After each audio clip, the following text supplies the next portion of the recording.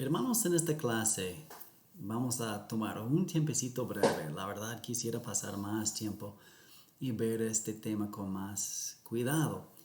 Pero solo hay oportunidad de tener 3 videos sobre cómo interpretar la ley. Y es un gran debate. Además, en México y en el mundo hispano es una área donde hay mucha confusión y muchos como que se están regresando al judaísmo.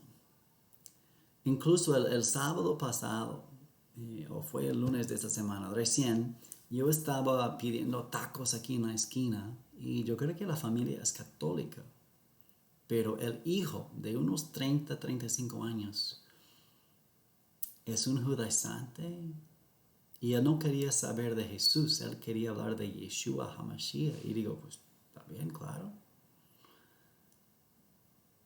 Pero es sorprendente, es sorprendente. Y es una moda, pero a la vez no debemos reaccionar de más y descartar la importancia de la palabra de Dios en el Antiguo Testamento um, en, en cuanto a la ley. ¿Qué es la ley? Hay muchas maneras en que la Biblia usa esta palabra. Por ejemplo, a veces se refiere a la totalidad del Antiguo Testamento. En otras ocasiones se refiere específicamente al Pentateuco, a los 5 libros de Moisés o al libro de Moisés.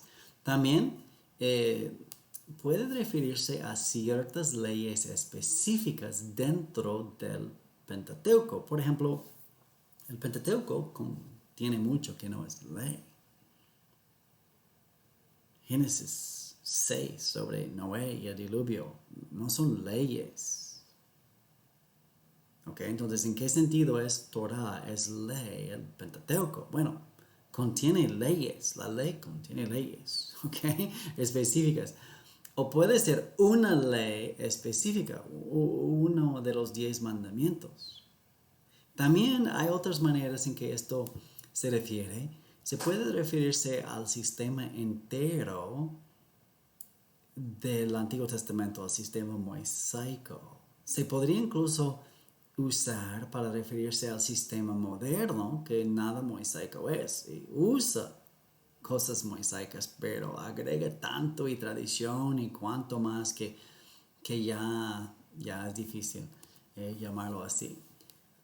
Y los judíos van a llamar ley, Torah, las interpretaciones de los demás rabinos y la tradición oral. Por ejemplo, tengo aquí en la pantalla una página que es de los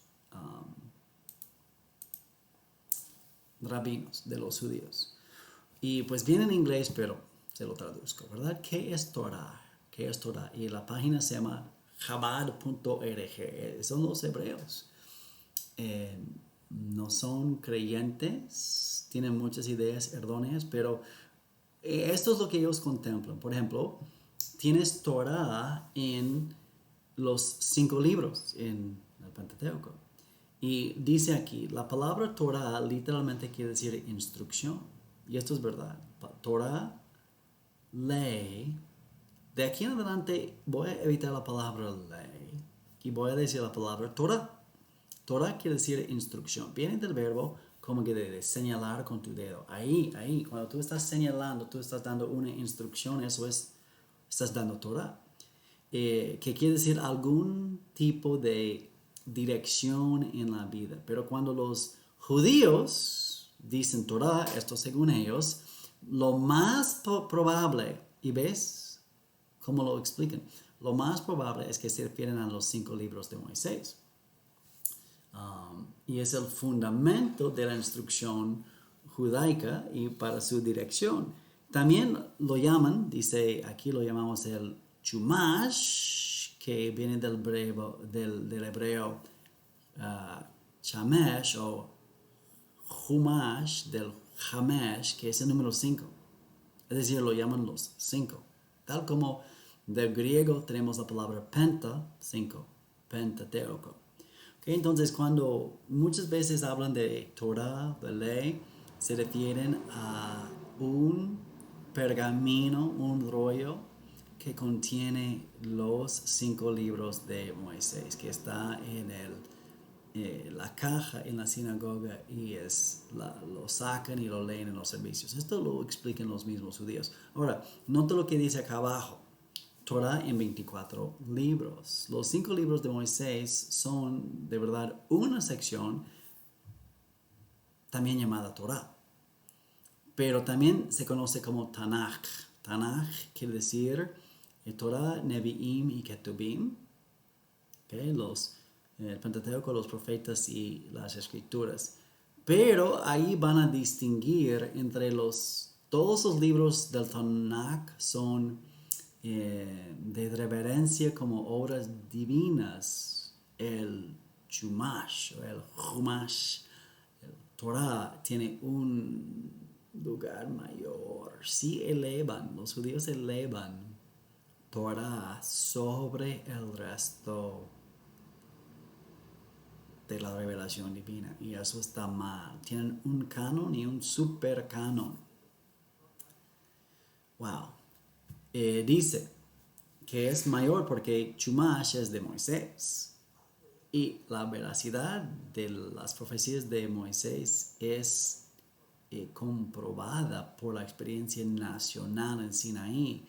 En la nación entera fue testigo de Elohim comunicando con él. Hasta este punto, el pueblo no podía estar seguro si lo que Moisés decía era o no era verdad, pero en Sinaí la nación entera vio. Entonces, pues ahí van algunas explicaciones sobre lo que los judíos contemplan como ley. Quería bajar aquí también, casi se me olvidó. Nota lo que dice acá abajo, Torah. Torah sin fin, Torah oral.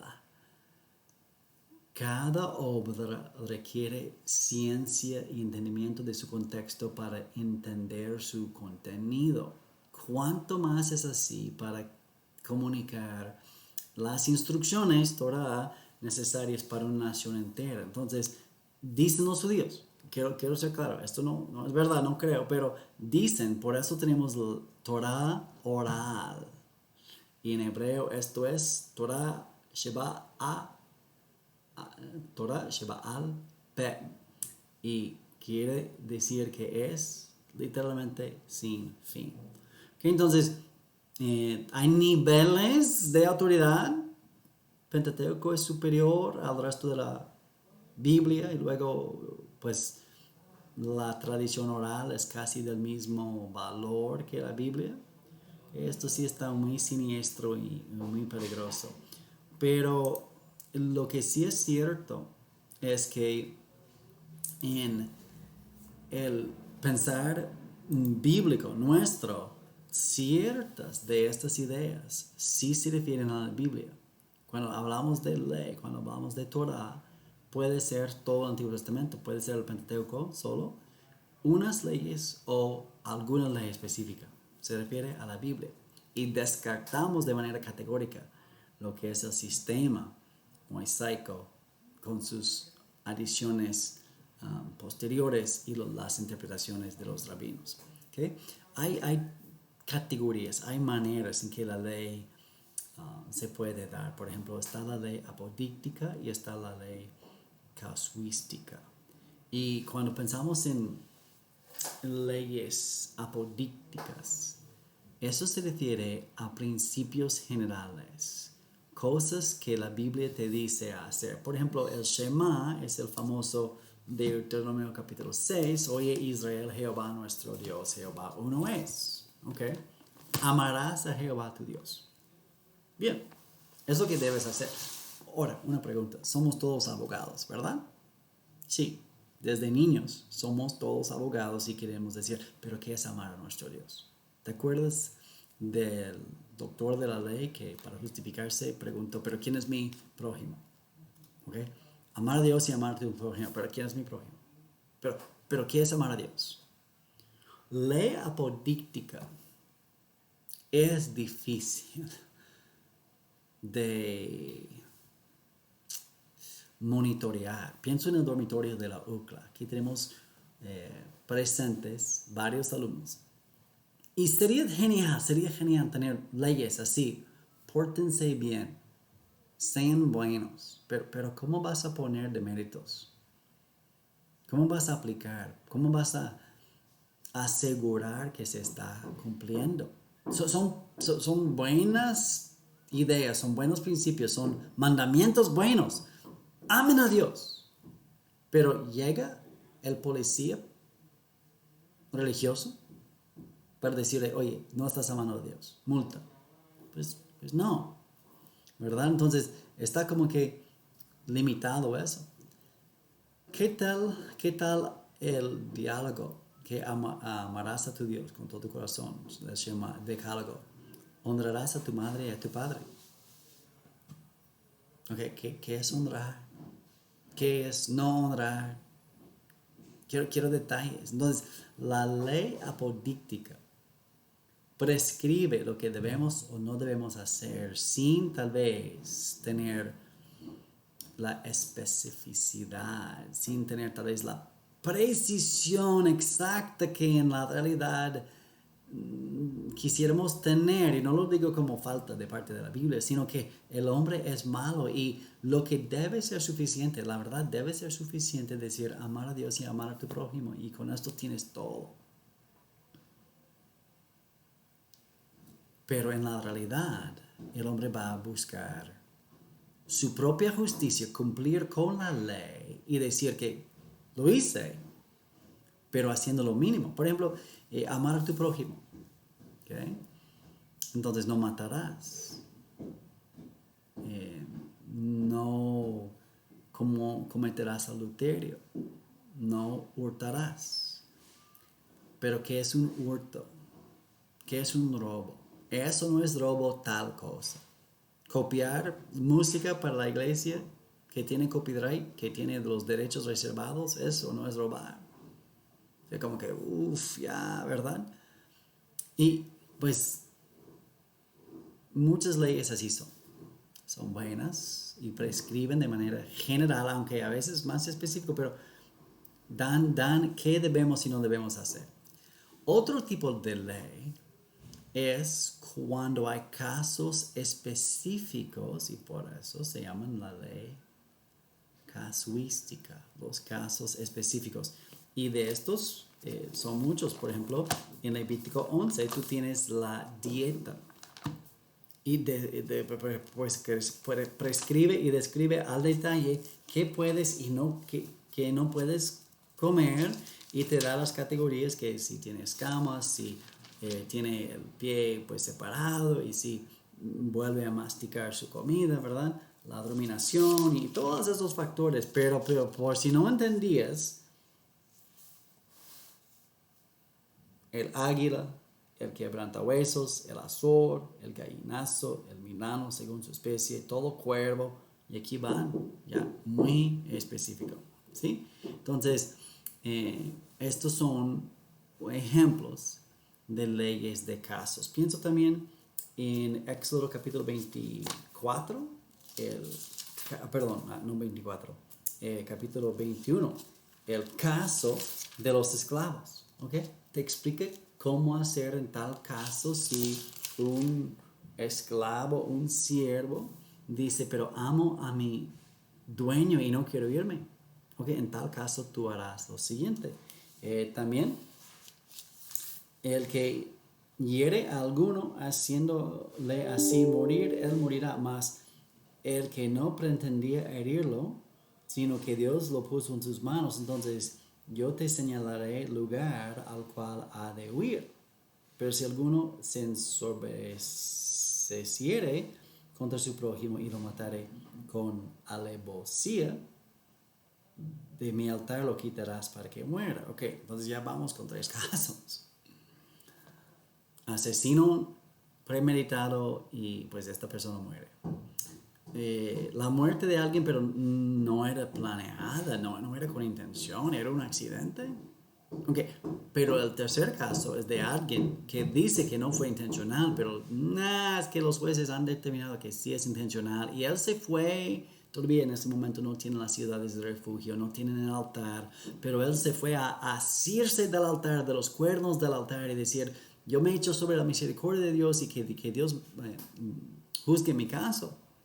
Y los jueces decimos, ya lo juzgó. Y estamos aquí nosotros para decirte que tú sí eres culpable y te vamos a quitar del altar y vamos a matarte porque eres un caso de, pues, supuestamente inocencia, de accidente, pero no es verdad. Entonces, ahí tenemos varios casos. Y son muchas las leyes que no son como qué hacer y qué no hacer de manera general, leyes apolíticas, sino casos específicos. Y la idea es que con estos casos específicos tú ya puedes saber qué hacer en otros casos paralelos y similares. Les pongo otro ejemplo. Y eso sería con Éxodo capítulo 22. Cuando alguno hurtare buey u oveja. Tenemos el robo de un animal, buey u oveja, y lo degollare o vendiere. No es lo mismo que lo tiene. Lo mató o lo vendió. Ya no lo tiene, ya no vive. Por aquel buey pagará 5 bueyes y por aquella oveja 4 ovejas. ¿Ok? Si el ladrón fuere hallado forzando una casa, o sea, ya estamos con otro caso. ¿Ok? Pero hermano, si no es buey y no es oveja, si es asno, si es caballo, si es camello, si es cabra, pues con estas dos leyes, con esa ley sobre estos dos, pues los jueces ya tendrán que usar este caso específico para que cuando fuere cabra o camello, que apliquen esa ley al otro caso. O sea, se llama precedente legal. Aquí tenemos la ley sobre bueyes y ovejas. Y se aplica a todo animal conforme al caso. Vamos con el robo. Si el ladrón fuere hollado forzando una casa y fuere herido y muriere, el que lo hirió será culpable de su muerte. Entonces tienes un ladrón que está entrando en una casa, que está forzando una casa para robar. Y el dueño defiende sus bienes y mata al ladrón. ¿Sabes qué? Es un asesino el dueño. Sí, pero el ladrón. La vida del ladrón vale más que tus bienes. Versículo siguiente. Pero si fuere de día. Ok, entonces, um, perdón, versículo 2 dice, el que lo hirió no será culpable de su muerte. O sea, no, pues parece que versículo 2 te da permiso de matar al ladrón que entre. Pero versículo 3 aclara lo que yo estaba diciendo. Pero si fuere de día, el autor de la muerte será reo de homicidio. Entonces, versículo 3 aclara. Yo me refería al robo nocturno, porque normalmente es cuando los ladrones entran. Entonces, el ladrón entra y tú matas al ladrón. ¿Sabes qué? No eres culpable. Pero de día sí eres culpable. ¿Cuál es la lógica? La lógica es, de día tú sí ves qué arma, qué instrumento trae el ladrón. Y en la noche tú no sabes si trae espada, cuchillo, con cuál arma está operando. Entonces tú te defiendes y pues es más difícil la noche y tú lo mataste. ¿Sabes qué? No eres culpable de asesinato. Pero de día sí lo eres. Ok, entonces entra al principio. De día, porque tú ves que no venía armado. Porque de día tú ya entiendes mejor el caso. Tú no tienes el derecho de quitarle al ladrón su vida para proteger tus bienes. Ya, casos específicos. Y con estos casos específicos debemos poder deducir qué hacer en los demás casos que no están mencionados de manera explícita en el texto. ¿Qué tal versículo 6? Cuando se prendiere fuego y al quemar espinos, quemaré mieses amontonadas o en pie, o campo. El que encendió el fuego pagará lo quemado. Que alguien está limpiando su campo. Y cuando limpió su campo, pues lleva las ramas secas, lleva los espinos y piensa quemarlos. Pero, y esto tiene permiso de hacer. Pero si tú quemando tus espinos, también quemaste el campo, la vendimia, la cosecha de tu prójimo, tú tienes que recompensar la pérdida. ¿Okay? Con esto, por tu negligencia en quemar tu basura, tú sí tienes que recompensar al vecino. Con estos casos específicos ya tenemos cómo manejar la nación. Bien. Ahora, los 10 mandamientos. ¿Sabes qué? Hay jerarquía. Las 5 iniciales hablan de las autoridades. Las 4 iniciales hablan de Dios. La quinta habla de padres. Y Dios y después los humanos, los padres, de mayor responsabilidad. O sea, tú tienes mayor responsabilidad con Dios y después con tus padres. ¿Y después con quién? Pues con tu prójimo.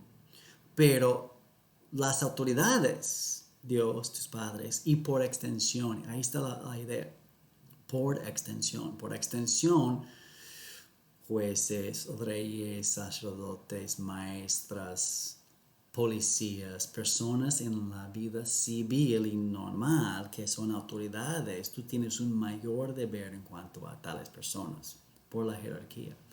Y si estamos en Éxodo 20, los 10 mandamientos, el sexto es no matarás, es decir, no tomar su vida. El séptimo es no cometerás adulterio, es decir, no tomar su esposa, su matrimonio. El octavo es no hurtarás, es decir, sus bienes. Primero su vida, después su matrimonio y después sus bienes. Y pues el hablar contra tu prójimo falso testimonio en los juicios es su honor y su reputación. Pero ves que su vida es más importante que todo y después su matrimonio es más importante que sus bienes. Y también su reputación. O sea, no solamente bienes, sino reputación. Y codiciar. ¿Verdad? O sea, hay una jerarquía clara en estas leyes. Y pues son factores, yo creo que debemos entender en cuanto a esta ley mosaica.